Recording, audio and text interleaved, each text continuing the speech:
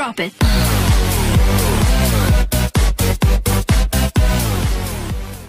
Hi friends, మనం ఈరోజు ఈ వీడియోలో తెలంగాణలోనే ఇంటర్ సప్లిమెంటరీ ఎగ్జామ్ రిజల్ట్స్కి సంబంధించిన ఇన్ఫర్మేషన్ అయితే చూద్దాం ఫ్రెండ్స్.